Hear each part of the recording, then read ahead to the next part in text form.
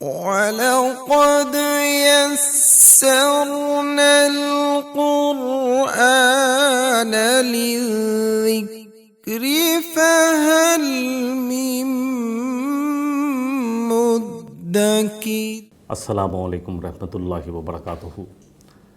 نحمدہ ونصلی علی رسولہ الکریم، اما بعد، اعوذ باللہ من الشیطان الرجیم، بسم اللہ الرحمن الرحیم۔ انا ارسلنا نوحا الی قومہ ان انذر قومک من قبل ان یاتیہم عذاب علیم۔ صدق اللہ العظیم۔ رب اشرح لی صدری ویسر لی امری واحلل عقدۃ من لسانی یفقہوا قولی ربی زدنی علما۔ آیت مبارکہ جو تلاوت کی گئی وہ سورہ نوح کی آیت نمبر 1 ہے۔ اللہ فرما رہا ہے کہ ہم نے نوح علیہ السلام کو ان کی قوم کی طرف بھیجا تاکہ وہ اپنی قوم کو خبردار کر دیں اس سے پہلے کہ ان پر ایک بڑا دردناک عذاب آ جائے۔ نوح علیہ السلام کے بارے میں الحمدللہ ہم پچھلی قسط میں بات کر چکے ہیں کہ نوح علیہ السلام کا ذکر قرآن میں 12 جگہ پر ہے، اور تمہید کے طور پر یہ میں نے آیت پڑھی ہے کیونکہ پچھلی قسط میں بھی اس آیت پر بات ہو چکی ہے۔ اللہ نے نوح علیہ السلام کو ان کی قوم کی طرف بھیجا۔ نوح علیہ السلام کی قوم کو جو کہ انہیں نوح علیہ السلام کو آدم ثانی کہا جاتا ہے۔ نوح علیہ السلام اور آدم علیہ السلام کے درمیان جو فصل ہے، جو فاصلہ ہے، وہ 10 قرن ہے۔ 10 قرن سے مراد 10 صدیاں۔ اور نوح علیہ السلام کے بارے میں آتا ہے کہ یہ پہلے رسول تھے، رسول اور نبی، جیسے کہ پہلے بھی بات ہو چکی بارہا کہ نبی کریم صلی اللہ علیہ وسلم نے فرمایا کہ اللہ نے 1,24,000 انبیاء کرام کو مبعوث فرمایا، جن میں سے 313 کے لگ بھگ یا 315، 300 سے کچھ اوپر جو ہے وہ رسول تھے۔ نوح علیہ السلام پہلے رسول، اور ان کا شمار اولو الامر رسولوں میں ہوتا ہے۔ اولو الامر رسولوں میں کون کون ہے؟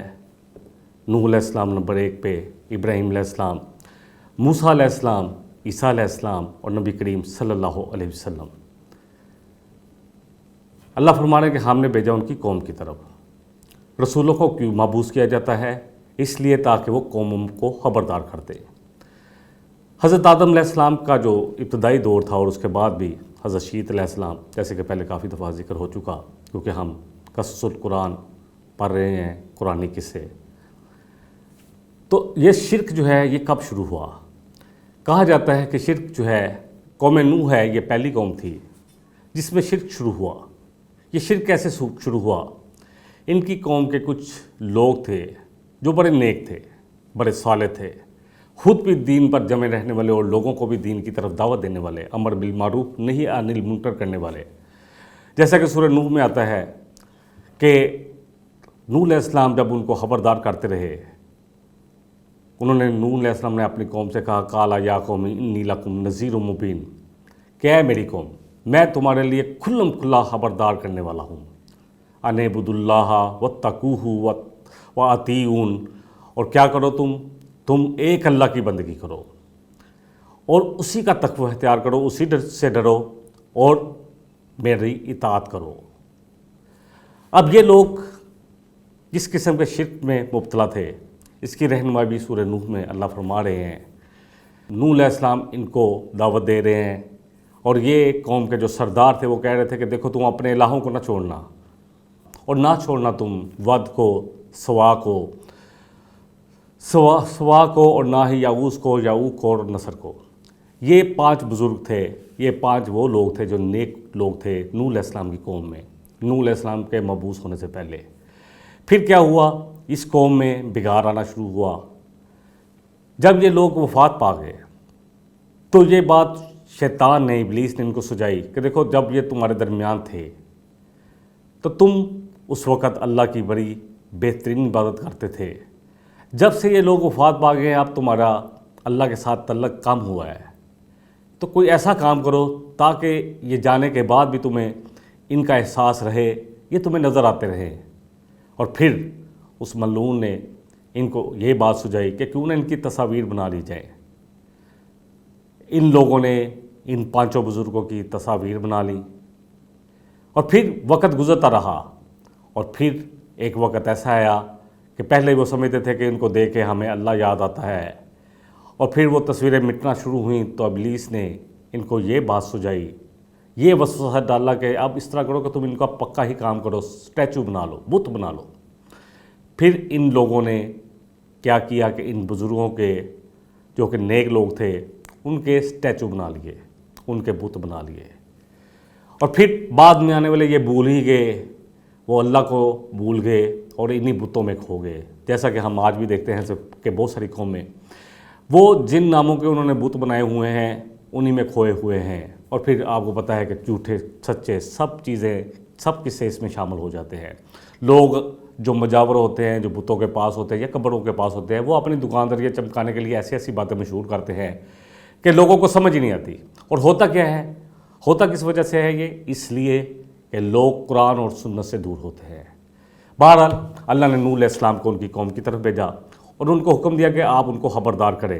نوح علیہ السلام نے اللہ کا پیغام ان تک پہنچایا اور کہا کہ میں اللہ کی طرف سے کھلم کھلا خبردار کرنے والا ہوں، ایک اللہ کی بندگی کرو، انعبدوا اللہ واتقوہ واطیعون، ایک اللہ کی بندگی کرو، اسی کا تقوی اختیار کرو، اسی سے ڈرو اور میری اطاعت کرو۔ رسولوں کی اطاعت اصل میں اللہ کی اطاعت ہوتی ہے۔ سورہ نساء میں اللہ فرما رہے ہیں کہ جس نے رسول کی اطاعت کی اس نے اللہ کی اطاعت کی۔ اصل اطاعت رسول وہی کہتے ہیں جو اللہ کی طرف سے انہیں وحی آتا ہے، اور ان کو سمجھانے کے لیے ان کو یہ بھی کہا یغفر لکم من ذنوبکم، اگر تم ایسا کرو گے تو تمہارے پچھلے گناہوں کو اللہ معاف کر دے گا، مٹا دے گا، تمہارے پچھلے گناہوں کو اللہ مٹا دے گا، وَيُؤَخِّرْكُمْ إِلَىٰ أَجَلٍ مُّسَمًّى، اور تمہیں مہلت دے گا ایک خاص ایک مدت تک کے لیے۔ اِنَّ أَجَلَ اللَّهِ إِذَا جَاءَ لَا يُؤَخَّرُ، اور دیکھو جب اللہ کا وقت آ گیا اجل کا، جب اللہ کا فیصلے کا وقت آ گیا، قیامت آ گئی یا تمہاری موت کا وقت آ گیا، پھر کسی کو کوئی مہلت نہیں ملے گی۔ لو کنتم تعلمون، کاش کہ تم میری بات کو سمجھ لو، میری بات کو جان لو، کاش کہ تم علم والے ہو جو تاکہ تم بچ جاؤ۔ بہرحال نوح علیہ السلام اپنا کام کرتے رہے کہ نوح علیہ السلام پہلے رسول تھے، کیونکہ قرآن اس کی رہنمائی بھی کرتا ہے، اور جیسے میں نے صحیح مسلم کی حدیث بھی بیان کی کہ ان کے بارے میں آتا ہے، عبداللہ بن عباس رضی اللہ عنہ راوی ہیں کہ نوح علیہ السلام اور آدم علیہ السلام اور نوح علیہ السلام کے درمیان 10 قرن کا فاصلہ، یعنی 10 صدیاں۔ اور قرآن میں بھی اللہ کہہ رہے ہیں جیسے سورہ بنی اسرائیل میں وَكَمْ أَخْلَقْنَا مِنَ الْقُرُونِ مِن بَعْدِ نوح، کہ ہم نے نوح علیہ السلام کے بعد کتنی ہی بستیوں کو اٹھایا، کتنی ہی بستیاں جو ہے ہلاک کر دی اس کے بعد، یعنی پہلی جو بستی ہلاک ہوئی، جو پہلی ہلاکت جسی قوم کے لیے آئی وہ نوح علیہ السلام کی قوم تھی۔ سورہ مومنون میں اللہ کہہ رہے ہیں پھر اس کے بعد ہم نے ایک کے بعد ایک اور قوم کو اٹھایا، ایک کے بعد ایک اور بستی کو اٹھایا۔ تو اس سے بھی یہ بات ثابت ہوتی ہے کہ نوح علیہ السلام پہلے رسول تھے جن کو اللہ نے مبعوث کیا ان کی قوم کی طرف۔ سورہ آل اعراف میں جہاں سب سے پہلے نوح علیہ السلام کا ذکر آتا ہے، سورہ آل اعراف، کیونکہ پہلے جو سورت ہے وہ سورہ فاتحہ ہے جو کہ کی آف دا قرآن ہے، جس سے قرآن کا افتتاح ہوتا ہے۔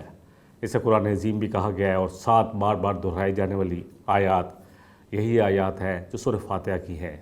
اس کے بعد مدنی سورتوں کا سلسلہ شروع ہوتا ہے جس میں سب سے پہلے سورہ البقرہ ہے، پھر سورہ آل عمران، پھر سورہ نساء، سورہ مائدہ، اور پھر اس کے بعد سورہ الانعام ہے، اور اس کے بعد سورہ الاعراف۔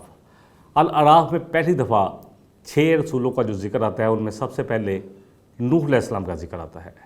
6 رسول، نمبر 1 نوح علیہ السلام، پھر حضرت ہود علیہ السلام، حضرت صالح علیہ السلام، اسی طرح حضرت لوط علیہ السلام، پھر موسیٰ علیہ السلام۔ ان رسولوں کا ذکر آتا ہے، اس میں حضرت شعیب علیہ السلام کا بھی ذکر آتا ہے۔ یہ 6 رسول جو بار بار جو قرآن میں قصے جن کے آتے ہیں، کیونکہ عرب ان کے بارے میں کافی جانتے تھے، ان کو انہی کے ساتھ مثال دی جا رہی تھی جن کو وہ جانتے تھے، جن قوموں کے بارے میں وہ جانتے تھے کہ ان کے ساتھ کیا حالات ہوئے، اور جن رسولوں کے بارے میں یہ جانتے تھے کہ انہوں نے کیا کیا دعوت دی، تو اس لیے اللہ نے انہی کا ذکر کیا ہے۔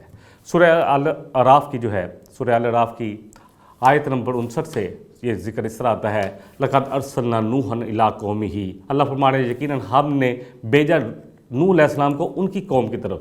انہوں نے جا کے کیا ان کو پیغام دیا، قَالَ يَا قَوْمِ اعْبُدُوا اللَّهَ مَا لَكُم مِّنْ إِلَٰهٍ غَيْرُهُ، انہوں نے کہا کہ اے میری قوم، ایک اللہ کی بندگی کرو، ایک اللہ کی عبادت، ایک اللہ سے مانگو، ایک اللہ کو حاجت روا سمجھو، وہی تمہارا پالن ہار ہے، وہی تمہاری پرورش کرنے والا ہے، اسی نے تمہیں پیدا کیا اور اسی نے تمہیں ہدایت دی اور تمہیں بتایا کہ تم کس لیے پیدا کیے گئے ہو، لہٰذا ایک اللہ کی بندگی کرو، ایک اللہ کی عبادت کرو۔ انی اخاف علیکم عذاب یوم عظیم، کیونکہ میں تمہارے بارے میں خوف رکھتا ہوں اس دن کے عذاب کا، جو بہت بڑا دن اور بہت بڑا عذاب لے کے آنے والا دن۔ اسی طرح اللہ فرما رہے ہیں سورہ الاعراف کی آیت نمبر 60 میں بھی اللہ فرما رہے ہیں قال الملأ من قومہ۔ اب نوح علیہ السلام نے جب اپنی دعوت پیش کی اور قوم کو سمجھایا کہ دیکھو تم ایک اللہ کی بندگی کرو، اسی سے ڈرو اور میری اطاعت کرو، اور اگر تم ایسا کرو گے تو اللہ تمہارے ساتھ کیا معاملہ کرے گا، اللہ تمہارے پچھلے تمام گناہوں کو بخش دے گا اور تمہیں ایک خاص مدت کے لیے عمل کی توفیق بھی دے دے گا، لیکن یاد رکھو جب اس کا اجل آ گیا، جب اللہ کا فیصلے کا دن آ گیا، تمہاری موت کی صورت میں، عذاب کی صورت میں یا قیامت کی صورت میں، پھر کوئی مہلت نہیں ملے گی، کسی کو کوئی مہلت نہیں ملے گی۔ کاش کہ تم سمجھ لو اس بات کو۔ بہرحال نوح علیہ السلام اپنے دلائل کے ساتھ اور اللہ کی طرف سے جو وحی ان کی طرف آتی تھی اس کے ساتھ لوگوں کو خبردار کرتے رہے۔ سردار جو کہ قوم کے بڑے ہوتے ہیں، ایلیٹ کلاس، جن کو فالو کرتی ہے عام عوام، آج بھی آپ دیکھ لیں کہ جو بھی رواج آتا ہے معاشرے میں وہ ایلیٹ کلاس کی طرف سے آتا ہے اور پھر اس کے پیچھے سارے لوگ چل پڑتے ہیں۔ پہلے جو ہے اپر میڈیم، پھر میڈیم، پھر اس کے بعد لوئر میڈیم، اور پھر جو بھی ہر شخص سمجھتا ہے کہ ہمیں یہ رواج اپنانا ہی ہے۔ کیونکہ وہ سمجھتے ہیں کہ یہ ایلیٹ کلاس بہت سمجھدار ہیں، ان کی نظر جو ہے بہت دور تک جاتی ہے، یہ لوگ بڑے حکمت والے ہیں، یہ بڑے سمجھدار ہیں، تو یہ زیادہ سمجھتے ہیں۔ اور سب سے پہلے جب بھی حق کی آواز آتی ہے تو سب سے پہلے جو ریزسٹنس آتا ہے، جو سب سے پہلے رکاوٹ آتی ہے، وہ انہی لوگوں کی طرف سے آتی ہے۔ اب جب نوح علیہ السلام نے اپنی قوم کو اللہ کا پیغام پہنچایا اور بتایا کہ میں اللہ کی طرف سے خبردار کرنے والا ہوں، تو ان کی قوم کے سردار ہی بولے قال الملأ من قومہ انا لنراک فی ضلال مبین، کہنے لگے اس کی قوم کے سردار کہ نوح ہم تو تجھے کھلی گمراہی میں دیکھتے ہیں، یہ تم کون سا دین لے آئے ہو، ہمارے باپ دادا کا دین پیچھے رہ جائے اور تمہاری بات مان لیں، بلکہ ہم تو سمجھتے ہیں کہ تم ہی گمراہی میں ہو، تم ہمیں کہہ رہے ہو کہ ہم گمراہی میں ہیں، تم اپنے آپ کو ہدایت پہ سمجھتے ہو، اصل بات یہ ہے کہ تم خود ہی اصل گمراہی میں ہو، واضح گمراہی میں ہو۔ اللہ اکبر۔ جتنے بھی رسول آئے، اللہ اکبر، نبی صلی اللہ علیہ وسلم ہوں، نوح علیہ السلام سے لے کر آپ صلی اللہ علیہ وسلم تک جتنے بھی رسول آئے سب کو یہی جواب دیا گیا، اور سب کے خلاف وہی لوگ چلے جو سردار تھے۔ دیکھیں جتنے بھی سردار تھے نبی کریم صلی اللہ علیہ وسلم کے زمانے میں، ابو جہل جو کہ بڑا حکمت والا شخص سمجھا جاتا تھا، اسی طرح ولید بن مغیرہ، بہت بہت بڑے نام، یہ لوگ سمجھتے تھے کہ نبی صلی اللہ علیہ وسلم نے کبھی جھوٹ نہیں بولا، آپ سب سے زیادہ امانت دار ہیں، اور انہی لوگوں نے آپ کو یہ نام دیے تھے صادق اور امین۔ لیکن جب پوچھا گیا ابو جہل سے، جو سب سے بڑا دشمن تھا، جو کہ نبی کریم صلی اللہ علیہ وسلم کے مقابلے میں بالکل فرعون بنا ہوا تھا، کہ کیا تمہیں لگتا ہے کہ نبی صلی اللہ علیہ وسلم، محمد صلی اللہ علیہ وسلم جھوٹ کہہ رہے ہیں؟ کہنے لگا کہ انہوں نے کبھی جھوٹ تو نہیں کہا، لیکن مسئلہ صرف سرداری کا ہے، ہمارا قبیلہ اور ان کا قبیلہ ہمیشہ مد مقابل رہے، اگر ہم ان کو رسول مان لیں گے تو اس کا مطلب ہے کہ ہمارا قبیلہ جو ہے ہمیشہ ہمیشہ کے لیے نیچے آ جائے گا، اور دوسری بات ان کو یہ تھی کہ ہماری سرداریاں، ہماری ساداتیں سب ختم ہو جائے گی، کیونکہ جب آپ کو رسول مان لیا اس کے بعد پھر آپ کی پیروی کرنا ضروری ہو جائے گا، تو اس لیے انکار کر رہے تھے۔ یہاں بھی قوم کے سرداروں نے سب سے پہلے انکار کیا، ان کو ہدایت کی طرف بلا رہے تھے، وہ کہہ رہے تھے کہ تم دیکھو گمراہی چھوڑ دو، تو کہنے لگے ہماری نظر میں تو ہم یہ دیکھتے ہیں کہ نوح سب سے زیادہ گمراہ تو تم ہو، واضح گمراہی میں ہو۔ اللہ اکبر۔ آپ نے نوح علیہ السلام نے اپنی قوم کو سمجھایا۔ آیت نمبر 61 سورہ الاعراف، قال یا قوم لیس بضلالۃ ولکنی رسول من رب العالمین، کہنے لگے کہ اے میری قوم، نہیں ہوں میں ضلالت میں پڑا ہوا، نہیں ہوں میں گمراہی میں پڑا ہوا، بلکہ میں تو اپنے رب کی طرف سے رسول بنا کر تمہاری طرف مبعوث کیا گیا ہوں۔ کس لیے آیا ہوں؟ تاکہ اپنے رب کے پیغامات تم تک پہنچا دوں۔ اگلی آیت نمبر 62 میں اسی پیغام کو جاری رکھتے ہوئے نوح علیہ السلام نے اپنی بات کو جاری رکھتے ہوئے فرمایا ابلغکم رسالات ربی، میں تو اس لیے آیا ہوں، کس لیے؟ ابلغکم، تاکہ میں پہنچاؤں تمہیں رسالات ربی، اپنے رب کے پیغامات، اور تمہاری خیر خواہی کروں، اور میں اللہ کی طرف سے وہ کچھ جانتا ہوں جو تم نہیں جانتے۔ رسولوں کے پاس اللہ کی طرف سے وحی آتی ہے، رسولوں کو اللہ علم دیتے ہیں اور اتنا ہی دیتے ہیں جتنا علم اللہ دینا چاہتے ہیں، اور رسولوں کے پاس جب علم آ جاتا ہے تو پھر وہ غائب نہیں رہتا، کیونکہ رسول وہ بات آگے قوم تک پہنچا دیتے ہیں۔ اللہ کے پیغامات اپنی قوموں تک پہنچانا یہی فرائض ہے رسولوں کا۔ جیسے کہ ہم سورہ مائدہ میں پڑھتے ہیں، نبی کریم صلی اللہ علیہ وسلم کے بارے میں اللہ فرما رہے ہیں، آیت نمبر 67 ہے کہ اے رسول بلغ ما انزل الیک من ربک، اے نبی صلی اللہ علیہ وسلم آپ پہنچا دے، اے رسول آپ پہنچا دے جو بھی آپ کے رب کی طرف سے آپ پر نازل ہوا ہے، اور اگر آپ نے نہ پہنچایا تو رسالت کا حق ادا نہ ہوگا۔ رسالت کا یہ حق ہے، جو پیغام اللہ کی طرف سے آئے رسول اس کو قوم تک پہنچا دے، چاہے قوم ان کی دشمن ہو، چاہے ان کو جان کا خطرہ بھی ہو، تب بھی وہ اللہ کا حکم ان تک پہنچاتے، بہت ساری باتیں بھی سہتے، بہت ساری تکالیف بھی رسولوں کو آئیں، لیکن ان کا کام ہی یہ ہے کہ اللہ کے پیغامات کو پہنچا دے۔ رسول وہ ہوتا ہے، رسالت سے لفظ ہے جو پہنچانے والا ہے۔ سورہ ہود میں کچھ اس طرح آتا ہے، جب انہوں نے دعوت دی نوح علیہ السلام نے اپنی قوم کو، تو اللہ فرمانے فقال الملأ الذین کفروا من قومہ ما نراک الا بشرا مثلنا، تو جب انہوں نے کہا کہ اپنی قوم کے سرداروں سے کہ آؤ ہدایت کی طرف آؤ، تو کہا ان کے قوم کے سرداروں نے، جنہوں نے کفر کیا، انکار کیا اللہ کی آیات کا، رسول کی بات ماننے سے انکار کر دیا، کہتے ہیں نہیں دیکھتے ہم آپ کو اپنے جیسا ایک بشر۔ اللہ اکبر، یہ وہی ساری باتیں ہیں جو تمام رسولوں سے تقریباً کہی گئی، اور کہتے ہیں کہ ہم نہیں دیکھتے کہ جو آپ کی پیروی کرنے والے ہیں وہ ہماری نظر میں کوئی سمجھدار لوگ ہیں، بلکہ ہم تو سمجھتے ہیں کہ وہ بڑے کم تر لوگ ہیں، ہم سے بڑے گھٹیا لوگ۔ اللہ اکبر، پڑھنے لگے وما نرا لکم علینا من فضل بل نظنکم کاذبین، اور کہتے ہیں کہ ہم نہیں سمجھتے وما نرا لکم علینا من فضل بل نظنکم کاذبین، کہ ہم نہیں دیکھتے آپ میں کوئی ایسی فضیلت، دیکھو نہ آپ میں مال زیادہ ہے، نہ آپ ہم سے بڑے سردار ہو، نہ بیٹوں میں بڑھ کر ہو، ہمارے پاس یہ ساری چیزیں زیادہ ہیں۔ اللہ اکبر، ان کے لحاظ سے فضیلت، اور آج بھی اللہ تعالی ہم سب کو معاف کرے، ہمارے لحاظ سے فضیلت کیا ہے؟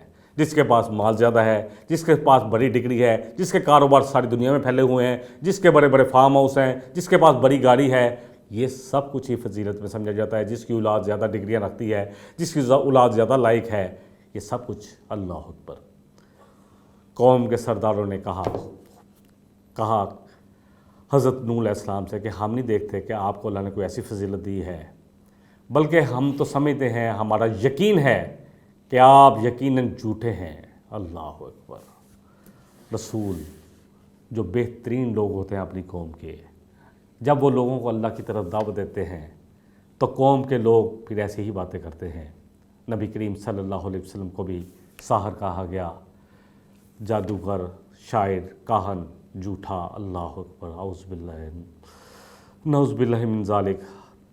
وہی بات ہے کہ جو بھی حق کی بات کرتا ہے، جو لوگ معاشرے میں ایک انفلوئنس رکھتے ہیں، جو معاشرے میں اپنا ایک وقار رکھتے ہیں، یا معاشرے میں جن کو بڑا سمجھا جاتا ہے، جو عقل مند سمجھے جاتے ہیں، وہ سب سے پہلے اس دعوت کو جھوٹا ثابت کرنے کی کوشش کرتے ہیں، اور پھر ایسی دلیلیں لاتے ہیں۔ سب سے پہلے کیا دلیل لے کے آئے؟ انہوں نے کہا کہ ہم نہیں دیکھتے کہ آپ جو ہے ہمارے جیسے انسان ہو، اور کوئی فضیلت بھی نہیں ہے، یا تو نا کہ آپ بہت زبردست ہو، ہم میں سب سے امیر بادشاہ، یا آپ کے پاس مال بہت ہو، یا یہ کوئی بھی فضیلت جو ان کے لحاظ سے فضیلت تھی، وہ فضیلت وہ کہہ رہے تھے کہ ہم آپ میں نہیں دیکھتے۔ سورہ مومنون اس کی آیت نمبر 24 میں بھی ان کی یہ بات اللہ نے اس طرح کوٹ کیا ہے، اور کیا کہہ رہے تھے؟ فقال الملأ الذین کفروا من قومہ ما ھذا الا بشر مثلکم، کہنے لگے قوم کے سردار اپنی قوم سے، کن سے؟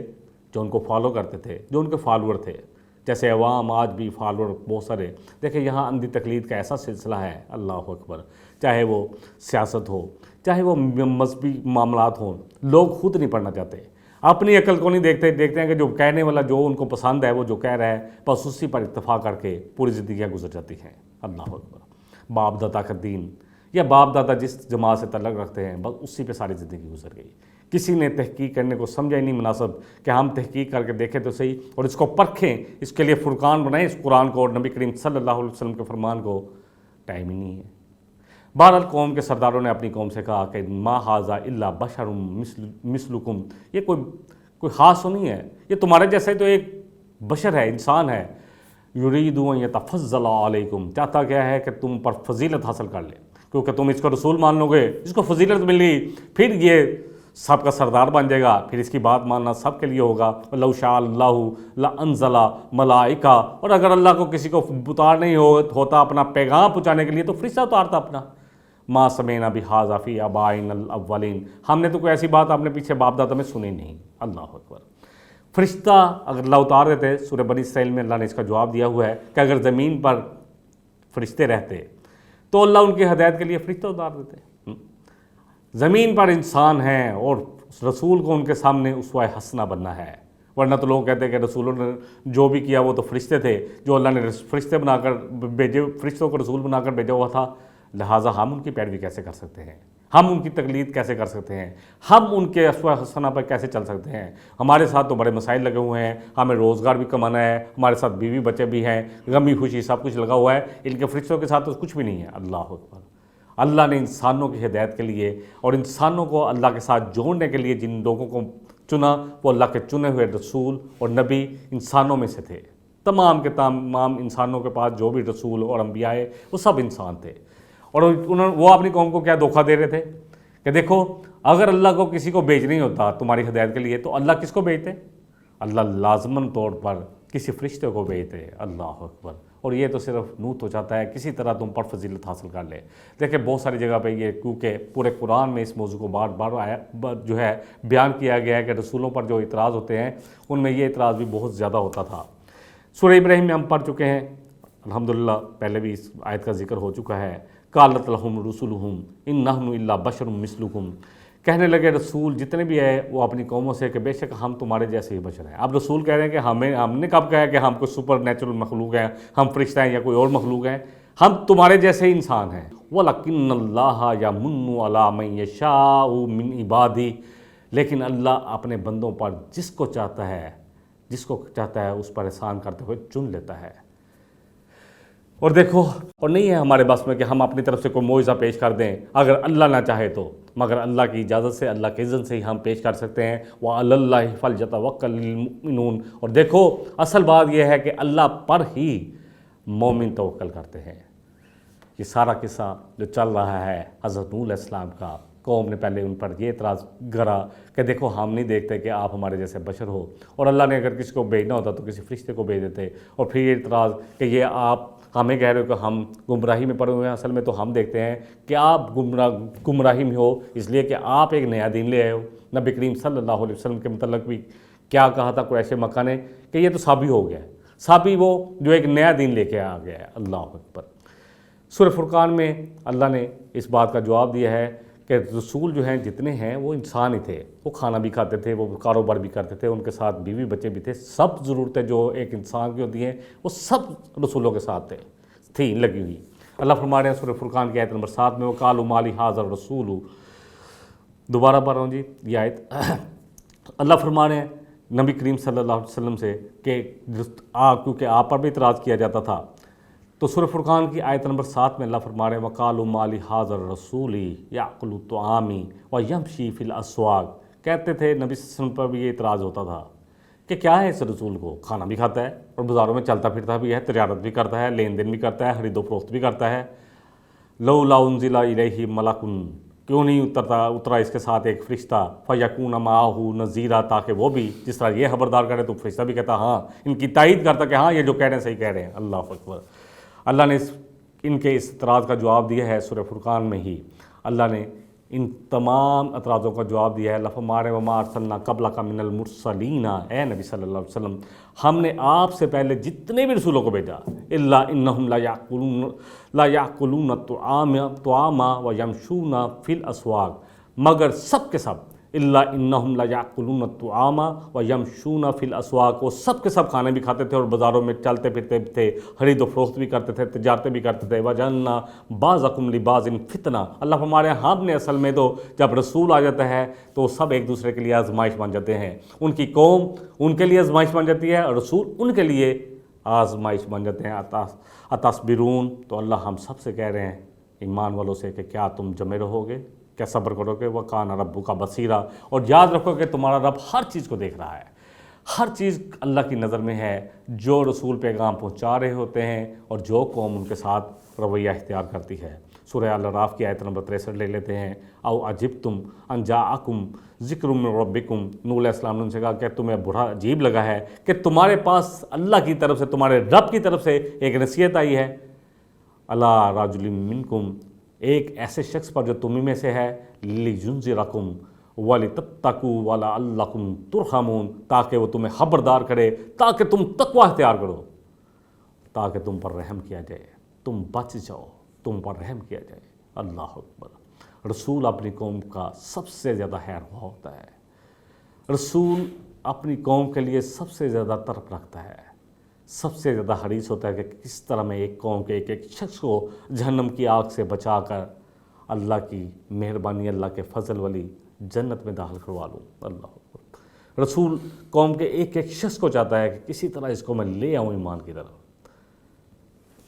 سورہ شعراء میں بھی کچھ آیات، کیونکہ بہت ساری آیات اپنا صورتوں میں ذکر ہے نوح علیہ السلام کے واقعہ کا، تو وہاں آتا ہے قالوا انؤمن لک واتبعک الارذلون، کہنے لگا کہ کیا ہم آپ کی پیروی کریں، جب کہ آپ کی پیروی کرنے والے تو ہماری نظر میں کون ہیں؟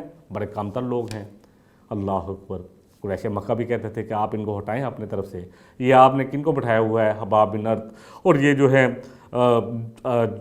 اللہ معاف کرے بلال اور حضرت مسعود، یہ تو بڑے غریب لوگ ہیں، ان کے ہم کیوں بیٹھیں گے؟ یہ غلام لوگ ہیں، یہ تو ہمارے اللہ اکبر کمی کمین ہیں۔ وہی بات یہاں بھی نوح علیہ السلام سے بھی کہی گئی، آپ پہلے رسول، نبی کریم صلی اللہ علیہ وسلم آخری رسول، اور آپ کے درمیان جتنے رسول آئے سب کے ساتھ ایسے ہی معاملے ہوتے رہے۔ ہم انشاءاللہ تعالیٰ جیسے جیسے رسولوں کا ذکر کریں گے تو بات اور بھی واضح ہوتی رہے گی۔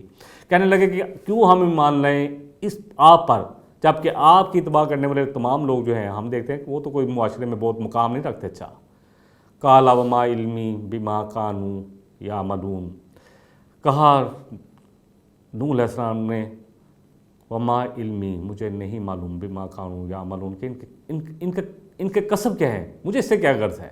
اگر کوئی ترخان ہے، اگر کوئی موچی ہے، اگر کوئی درزی ہے، اگر کوئی بڑھائی ہے، کوئی اگر ترخان ہے، مجھے اس سے کیا فرق پڑتا ہے؟ مجھے نہیں علم کہ یہ کیا کرتے ہیں، مجھے تو صرف اللہ کا پیغام ان تک پہنچانا ہے۔ ان حسابہم الا علی ربی لو تشعرون، ان کا سارا معاملہ تو میرے رب کے ساتھ ہے، کاش کہ تم شعور رکھو، کچھ سمجھداروں والی باتیں کرو۔ وما انا بطارد المؤمنین، اور کہتے تھے کہ ان کو اپنے سے ہٹاؤ تو پھر ہم تمہاری بات سنیں گے، اور یہی بات نبی کریم صلی اللہ علیہ وسلم سے بھی کہی گئی، اور ان کو بھی کہہ رہے تھے کہ اے نوح، آپ ان لوگوں کو ہٹائیں گے تو پھر شاید ہم آپ کی بات سن لیں۔ فرمایا میں ان کو اپنے سے دور کرنے والا نہیں ہوں، جو ایمان والے ہیں میں مومنوں کو اپنے سے دور ہرگز نہیں کرنے والا، اور اگر میں نے ایسا کیا تو پھر میرے ساتھ جو معاملہ ہوگا اس کے بارے میں آتا ہے سورہ ہود میں، وَيَا قَوْمِ مَن يَنصُرُونِي مِنَ اللَّهِ إِن طَرَدتُّهُمْ، کہنے لگے نوح علیہ السلام کہ اے میری قوم، اگر کون میرا مددگار بنے گا اللہ کے علاوہ، اللہ کو چھوڑ کر، اللہ کے مقابل میں اگر میں نے ان کو اپنے سے دور کر دیا، فلا تذکرون، کیا تمہیں نصیحت نہیں پکڑتے؟ تمہیں میری بات سمجھ نہیں آ رہی کہ میں ایمان والوں کو اپنے سے دور نہیں کر سکتا؟ سورہ شعراء میں نبی صلی اللہ علیہ وسلم نے فرمایا کہ آپ اپنے کندھے جھکا لیں ان مومنوں کے لیے۔ اللہ اکبر۔ اللہ اپنے ایمان والے بندوں کی بڑی قدر کرتے ہیں، اپنے رسولوں کو بھیجتے ہیں ان کی ہدایت کے لیے، تاکہ وہ ان کو جہالت کے، گمراہی کے اور باپ دادا کی رسم و رواج کے اندھیروں سے نکال کر اللہ کے نور میں لے آئیں، وحی کی روشنی ان کی طرف پھیلا دیں، تاکہ وہ روشن ہو جائیں، ان کے دل روشن ہو جائے۔ اس لیے بھیجا جاتا ہے رسولوں کو، تاکہ وہ پوری قوم کو خبردار کر دیں۔ اور پھر آج کی آخری آیت ہم لے لیتے ہیں، اس سے ہمیں کچھ اور بھی بات سمجھ میں آ جائے گی۔ سورہ ہود میں انہوں نے جتنے اعتراض کیے تھے اس کا جواب دیا نوح علیہ السلام نے، وَلَا أَقُولُ لَكُمْ عِنْدِي خَزَائِنُ اللَّهِ، کہنے لگے کہ میں نے تم سے کب کہا ہے، میں نہیں کہہ رہا کہ میرے پاس اللہ کے خزانے ہیں، یا تو ہم سمجھتے ہیں اللہ اکبر، رسول اولو الامر رسول، پہلے رسول کیا کہہ رہے ہیں کہ میں نہیں کہتا کہ میرے پاس اللہ کے خزانے ہیں اور ہم سمجھتے ہیں کہ یہاں پر فلانی قبر والا جو ہے وہ خزانے بخشتا ہے۔ اللہ اکبر، اللہ کرے اپنے عقیدے صحیح کریں۔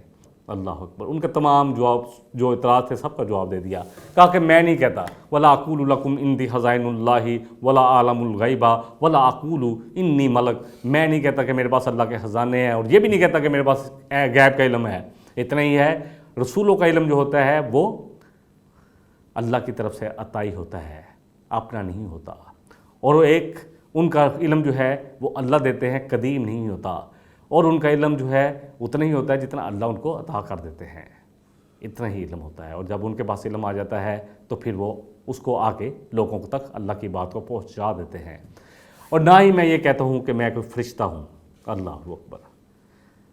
حضرت آدم علیہ السلام کے قصے میں ہم نے پڑھا کہ فرشتوں کو جھکایا گیا آدم کے آگے، فرشتوں سے بہتر ہے انسان ہونا، مگر اس میں پڑتی ہے محنت زیادہ۔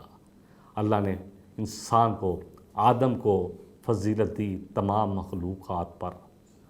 دیکھیں یہی باتیں ہیں جو نبی کریم صلی اللہ علیہ وسلم نے فرمائی۔ سورہ الانعام کی آیت نمبر 50 پڑھ لیں، وہاں اللہ فرما رہے ہیں کہ آپ کہیے کل لا اقول لکم عندی خزائن اللہ ولا عالم الغیب ولا اقول لکم انی ملک، کہ آپ کہیے نبی صلی اللہ علیہ وسلم کہ میں نہیں کہتا کہ میرے پاس اللہ کے خزانے ہیں، اور نہ میں یہ کہتا ہوں کہ میں غیب کا علم رکھتا ہوں، اور نہ یہ کہ میں کوئی فرشتہ ہوں۔ ان اتبع الا ما یوحی الیہ، میں تو صرف اسی چیز کی اتباع کرتا ہوں جو اللہ نے میری طرف وحی کیا ہے۔ اللہ اکبر۔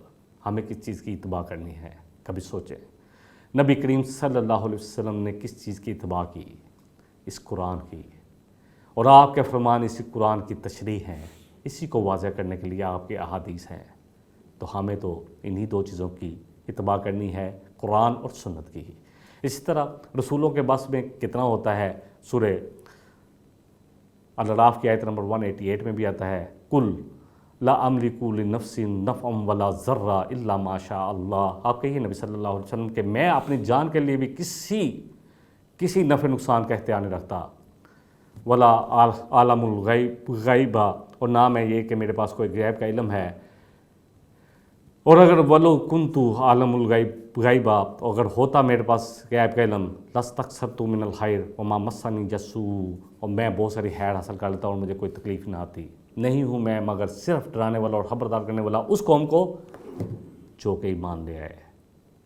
آپ کی اللہ اکبر پوری تبلیغ اسی پر تھا کہ میں اپنی جان کے لیے بھی کسی نفع نقصان کا مالک نہیں ہوں مگر جو اللہ چاہے، اور میں اگر غیب کا علم رکھتا تو مجھے کبھی کوئی تکلیف ہی نہ پہنچتی، مجھے کوئی تکلیف نہ پہنچتی، اور میں اپنے لیے ساری خیر لے لیتا۔ آپ کو پتہ ہوتا کہ طائف والے آپ کے ساتھ یہ سلوک کریں گے تو آپ کبھی وہاں نہ جاتے۔ رسولوں کا علم اتنا ہی ہوتا ہے جتنا اللہ نے دے دیا۔